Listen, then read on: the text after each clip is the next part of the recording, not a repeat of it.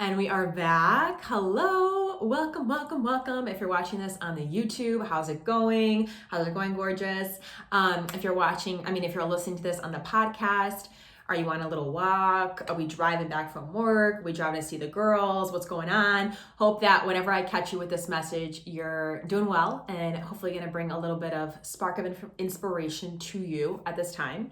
That is always my intention, right? Just to spark a little bit of whether clarity or joy or curiosity or insight, just, throughout the messages, throughout each episode. I hope that I get you just to think differently, to consider different perspectives, to consider, tangible tips that you can start implementing after the episodes. I hope that brings you, or that's what this episode brings you today. So sending you some extra love. Just getting my notes out here.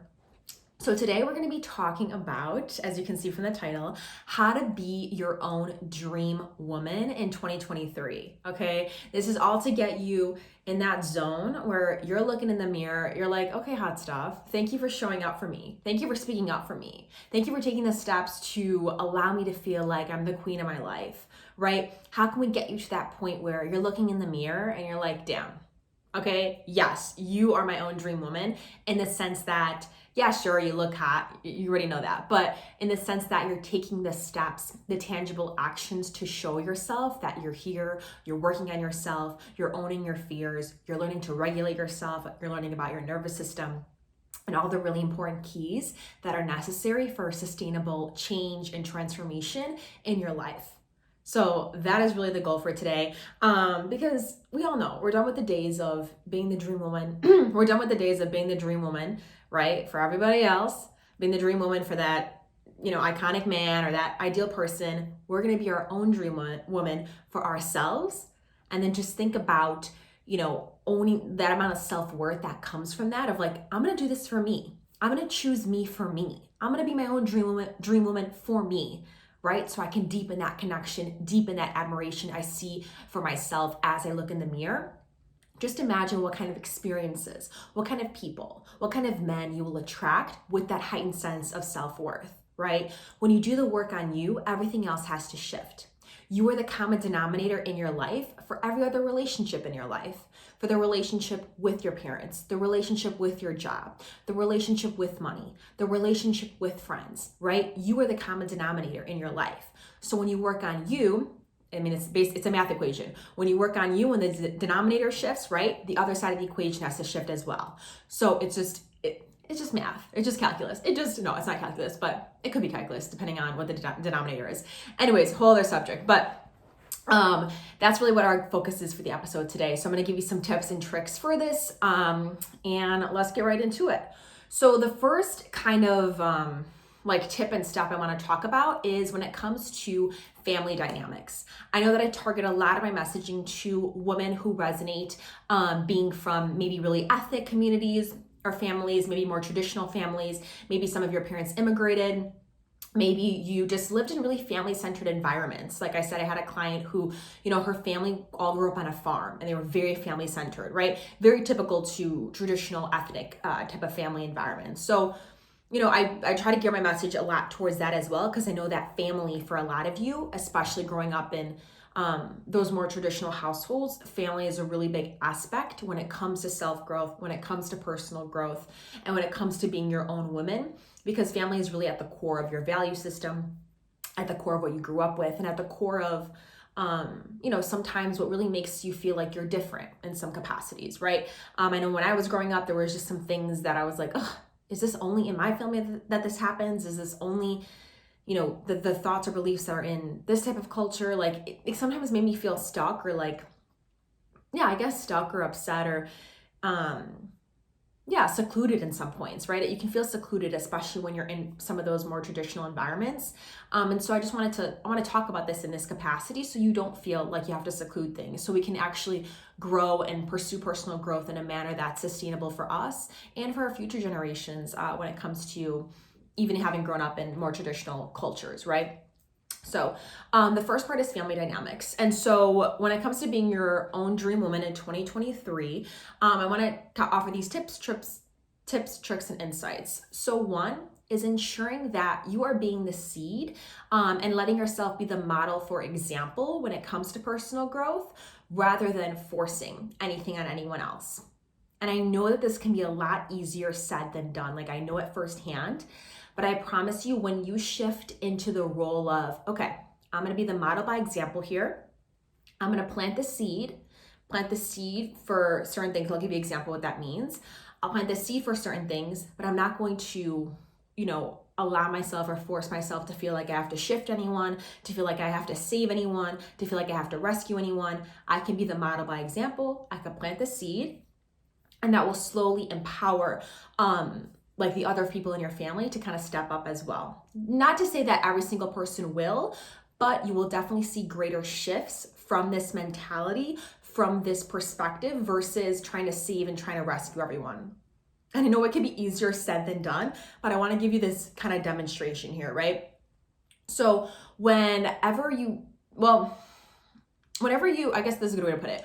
Whenever you take on the role, right, of being the hero, okay, what does the hero need? The hero needs the victim, right? In order to be a hero, there needs to be someone who is in need of saving, right? So when you constantly take on the role of the hero in your family, and this could be maybe from your efforts of or from your known habits to people please, or whatever the case may be, when you consistently take on that role and let it become like almost your identity and part of you, then you're always allowing that other person, that other family member, to stay in their victimhood. And I know that this can be easier said than done. Like, I 100% know this. I know this firsthand, because you're like, well, they're in a lot of pain. Like, you can physically see they're in pain. They need you. They need you to show up for them. They need you to be their rock for them. And in some cases, yes, that is true. They may need that in some capacity. But if you always show up in that role, they have no choice but to always show up in the victim role. So if there are any steps you can start to take to show up in a new role, to show up in a role of being yourself, of not needing to save, of not needing to rescue, they have no choice but to shift the role that they are playing in their lives, to shift that victim role. Okay, it's essential. It is critical, and you will see the effects a lot better when you feel like you don't have to be that hero. And I know it can be easier to hear and to say than to actually implement in your family. And all family dynamics are different. And you may even find yourself doing some of these heroic responses automatically of well, I just feel like I needed to do this. If I would have said no, then this would have happened, this would have spiraled to my dad to be this way, and XYZ, right? I know that. I know that certain actions can have 1,000 different domino effects that you already know in your head because you played it out so many times and you kind of know the dynamic already. Does that make sense? I know that firsthand. So what's really important here is for you to work on your own sense of, I'm trying to put this the right way, you're working on your own identity that you place on yourself and how much responsibility you're letting yourself have for others, and what it means for you to drop the responsibility you have for others and hold more accountability and responsibility for yourself. And there's a lot of tension that could come with that. There's a lot of mixed feelings. There's a lot of inner stuff that you might realize that you were holding on to that you didn't even know because you were so caught up in being responsible for everybody else, right? And so it's really important you start to shift that role of being the hero and stepping more into the authentic, of showing up into your authentic self, right? And that comes from releasing your people pleasing. And that comes from first understanding your inner people pleaser, having compassion for your inner people pleaser, and starting to release that. I made a podcast episode on this a couple ones back, or it could even be the prior one. I made an episode on that. So if you want to look into that, I have kind of a more in-depth way of how to start to shift the role of your people pleaser and make yourself your own priority again. But it really comes with having compassion for your inner people pleaser, starting to release that people pleasing, and starting to release the stress levels and kind of survival responses that seem automatic to you. It's really starting to understand those and starting to release them so that you can show up in a new capacity in your family environment, and it feels safer for you to do so. Because you're gonna have stories running in your head for why you can't show up differently, for why you need to say the same response to mom or dad, for why you need to show up for them. And those stories are gonna keep playing out unless you let yourself process internally what it means for you to show up differently, okay? And how to be there for yourself rather than always needing to support and be there for others. And that comes with a lot of work. And if you want a good first step into starting to shift this, I made a free 5-day guide on this. So it's really simple. Like it has exercises that take less than 15 minutes a day. It's a 5-day email guide. And so you just download it. Each morning you get an email with some action steps you could take, some questions to reflect on, so you can start to shift that role from being in that people pleaser to being more your authentic self, speaking up for yourself, and kind of seeing how you can start to shift that role. So I made like a free guide for you on that. So, it's in the show notes below, or it's in the podcast notes if you want to sign up for it. I think it's a really powerful first step. If you want to be like, okay, Jenna, I hear you when you're saying, stop being the hero, stop rescuing everyone. You need to show up as your authentic self. But how do I start to do that tangibly, right? And so that's why I created that guide for you there. And I just want you to like realize, right, and remember, when you show up differently, when you show up in a different role, you might be surprised in what that other family member does that might be different to what you thought would happen if you stop showing up as your usual self. I know this firsthand. Like I had always thought a certain family member of mine would always be a certain way, always show up a certain way, no matter what I did. And last year, especially like having moved out from my family home and stuff, like I started to show up a little bit differently. I started to release my need to always save and problem solve and try and, rescue everyone else. I was like, I'm going to sit back a little bit. And I didn't do any huge drastic things that were different or say, I'm not going to be here for you in the same way or set any crazy boundaries. I just started to listen and tune into myself more instead of always going to my automatic response of listening to that other person and trying to, rescue them. And as I started to kind of like pursue that, embody that, and learn to calm myself down, especially calm myself down when I found myself in similar like triggering family conversations or dynamics, you actually might be surprised in the way that the other people like respond when you don't take on that same role. And I knew this firsthand. Like I watched like people very close to me like do different things. They went on a complete like weight loss journey. Like they transformed in ways I didn't think were possible because I was only seeing them through what I could help them with, how I could best support them. And when you drop that role, when you drop that rescuing role and only thinking through how can I help this person? How can I save this person? They might think of avenues and ways to support themselves that you didn't even realize, right? And through that process, they actually gain so much self-power that they're able to build that momentum. If you constantly save that person, if you constantly project your own thoughts and opinions and how you could be there for them and support them, they're not going to have the ability to see how they can be there for themselves, to see how they can support themselves. And also, you don't always know best. Like we may think we know best, like being maybe more self-aware in our family or and like more into personal growth. We might think we know best for that other person, but we don't.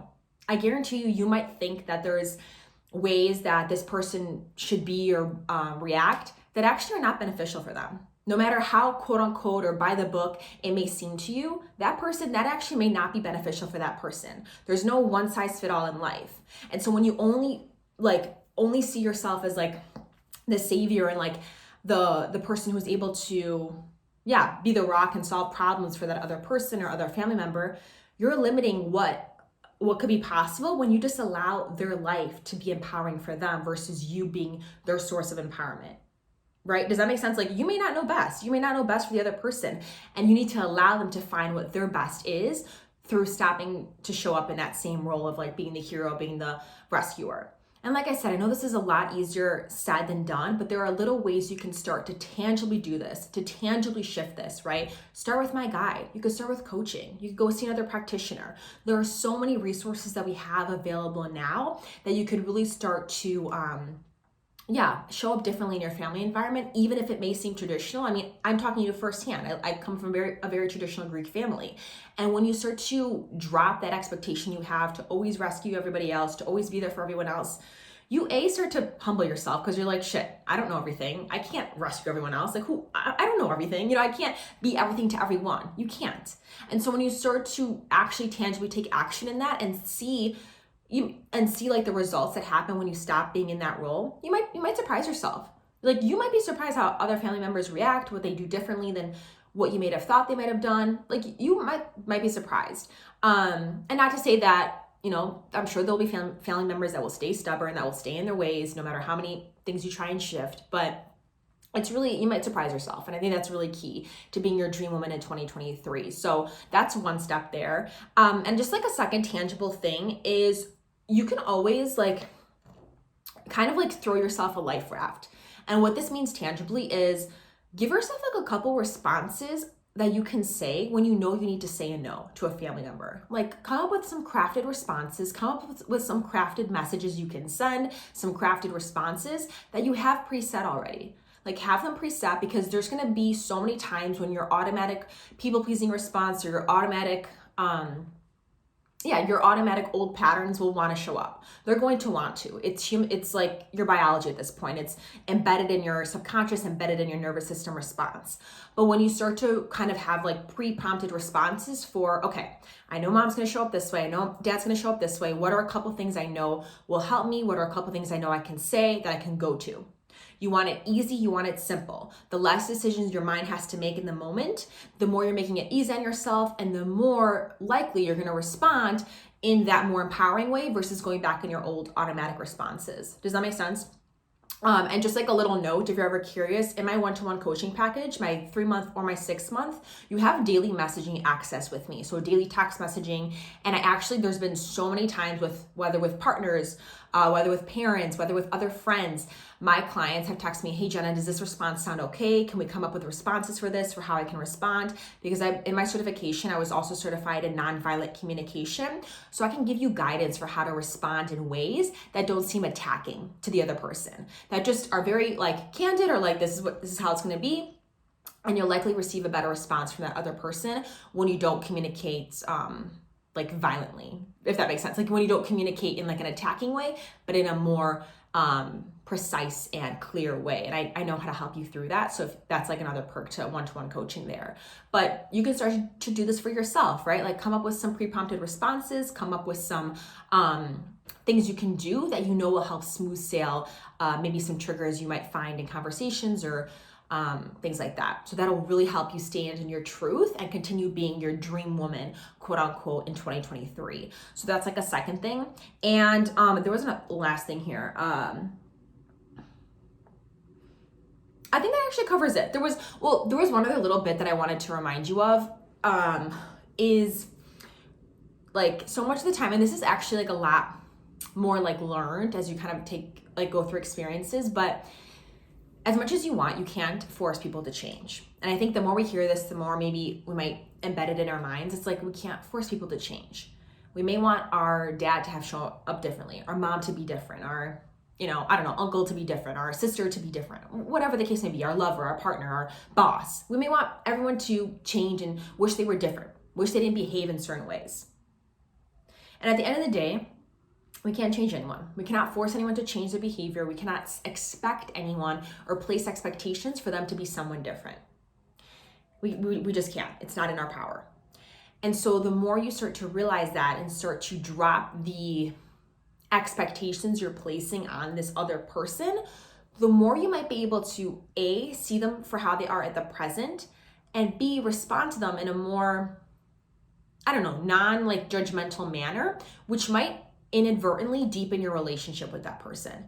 Think about it in your a different light, like on you. If someone was always expecting you to behave a certain way, to say a certain thing, to show up a certain way, you might have that right now in your life.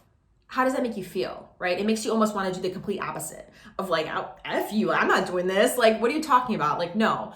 So it's really important that you start to work through any resentment you might have towards someone, whether it be a parent, whether it be a lover, whether it be a friend, because the more that you drop that stored anger, you drop that stored resentment, and I know how to emotionally release that for you, or not for you, but with you, you go through a process that I'll guide you through. But the more that you kind of step into those processes of releasing your emotion, releasing your resentment towards someone else, then you could actually see them in a deeper way for who they are and build the relationship from there.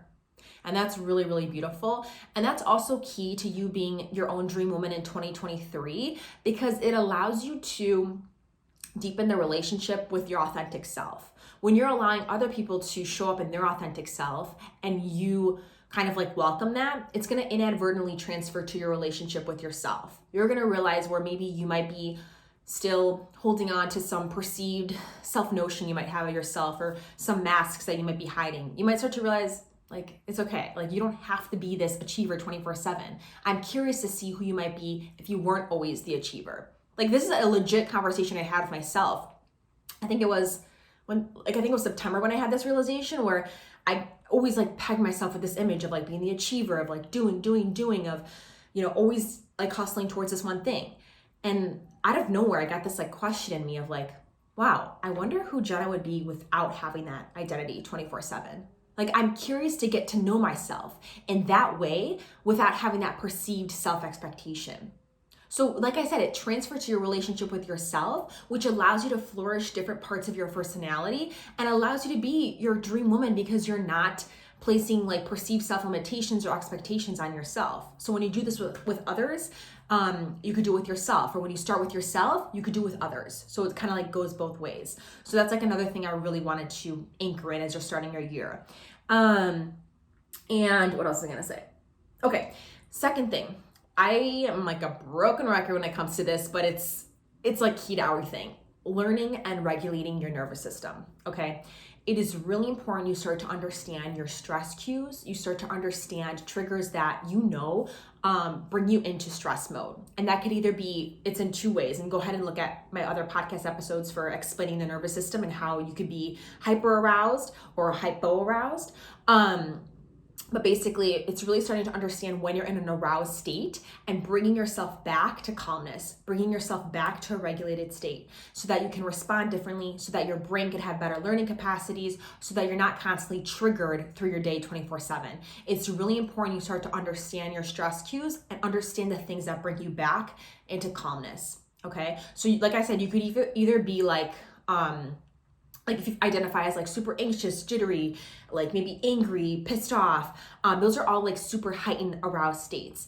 And you need to find things that allow you to come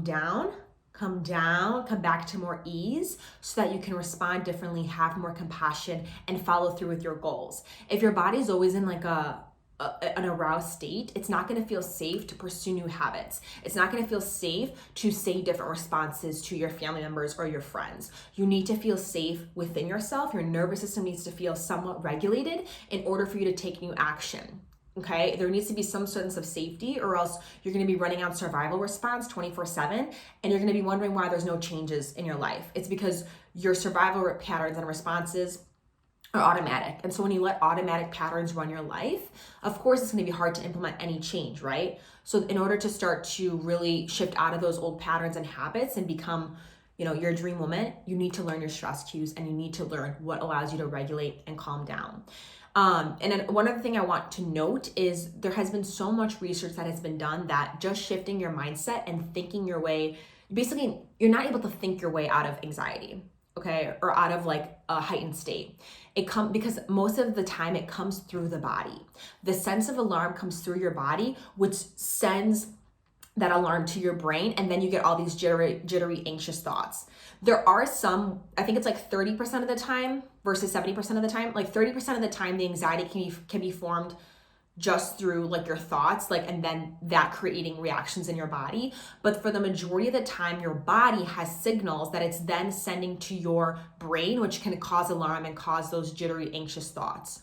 So the more you understand what calms down your body and your nervous system, the more you're able to take control and have better sustained change when it comes to those aroused states like anxiety, getting jittery, getting angry, all those things. And it could also work twofold. So that's one of the aroused states. The other aroused state, I mentioned this before, is hypo-aroused. So this is when, think of it like underwhelmed. This is when you might start to feel detached. You might start to feel more depressed. You might start to feel like, almost like you're not really fully present. Like it's easy for you to like numb out and not think of like, maybe you're numbing out and thinking about something else. That's like when you're starting to check out of your body, like you're not really feeling like you're present here in the now. So that is when it's really important for you to understand things that bring more aliveness in your body. And I have like a couple different lists for you to choose from in my free guide that I mentioned earlier. So go ahead and check that out. But when you start to understand this and start to regulate yourself, self-regulation, I think, is like the number one queen shit thing you can do, because it will allow change in any of your life and it will allow change more sustainably. Done are we with the days that are just focused on changing your mindset and thinking positively. it's not possible. You can't think your way out. I posted this really good quote and people loved it. It was like, you can't think your way into perfection. You take action and you learn, okay? But what stops you from taking that action is that overthinking, is that overwhelm, is that anxiousness. And so when you're able to when you're able to regulate yourself, then you can take those actions more easily because you're not being ruled by your mind. Okay, so that's why it's really, really important to learn how to regulate your nervous system. That's like a key to being your dream woman. And then something that kind of ties along with that I think is really, really key to being your dream woman, is finding a sense and building a sense of security or stability for yourself in little ways. I mean, we saw this firsthand in 2020, right? Like that year was filled with uncertainty. There was so much uncertainty. I know for myself, I wasn't even sure if I was going to get this job offer that I worked hard to get. Like there was filled with uncertainty, right? Like in all capacities. Something hit us out of nowhere and we were filled with uncertainty. And so what's really important that I think is an important lesson to kind of carry with you through your year is how can you build some sense of stability and some sense of safety for yourself in little ways. And I'm going to give you an example that I love and then some other ideas you can do. But I can also it's kind of like important to understand your own stress response and then like formatting things that work for you, which is what I do in my one-to-one coaching. But these are just like some tips to get you started. So what I like to do, and it may seem like crazy and silly to some people, which I totally, like, no judgment, I get, it can seem kind of weird. But every single day I pull a moon card. So I have this card deck that each card of the deck correlates with a moon phase. So each day I can see, okay, this is going to be a waxing, crescent today. Today's going to be a full moon. Today's going to be a waning crescent. Today's going to be the first quarter moon. Whatever phase the moon's in, I'm able to look at it at the beginning of the day. And this is something that is stable, that is constant, right? Like the moon is always going to change its phases, it's nature, unless like nature changes, right? But we're like 99% certain we know that the moon is going to move into its new phase each and every day. So it's a sense of stability I can find in my day. I can look at the card, I can see, okay, it's going to be this moon today. I can look outside and it builds this sense of safety, this sense of connection with nature, and this sense of, okay, I can rely on this. Like I can find stability in this. That's one thing. And there are very few things you can do this like with externally. So I recommend you also finding something internal you can do with this. So that's like one sense of building stability, but like you can build stability internally in yourself, right? By building self-trust, which is really important. That comes with working on yourself.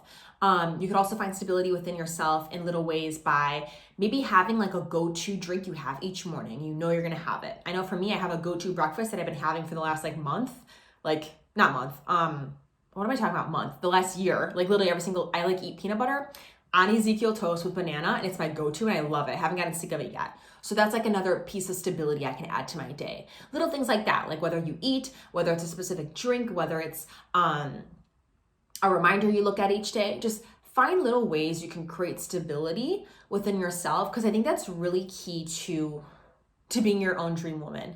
Because in order to really feel like you can flourish and feel like you can pursue the things you want to pursue, you need some sense of stability.